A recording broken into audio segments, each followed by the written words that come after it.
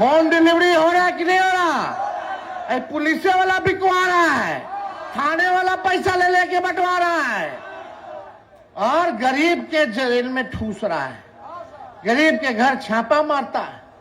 अफसोस की बात हमको पीड़ा होती है तेजस्वी को, जब दलित समाज के घर में घुस के, अति पिछड़ा समाज के घर में घुस के पुलिस हमारी मां बहनों को डंडा से मारने का काम करती है तो तेजस्वी का रोआ खड़ा हो जाता है, दिल दहने का काम होता है।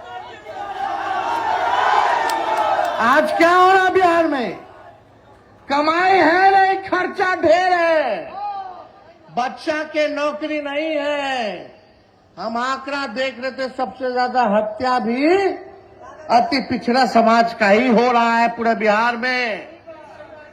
आप लोग एक मौका सब लोग मिलकर के दीजिए, नया सरकार बनाइए और हम आपको विश्वास दिलाते हैं आपकी नौकरी, आपकी सुरक्षा की जिम्मेदारी तेजस्वी की होगी।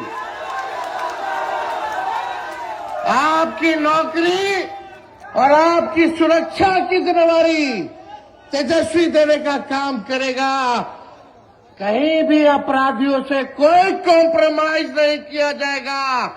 जो अपराध करेगा वो जेल जाएगा, जो भ्रष्टाचार करेगा वो जेल जाएगा, जो गरीबों का शोषण करेगा, अपमानित करेगा, उसको तेजस्वी जेल भेजने का काम करेगा।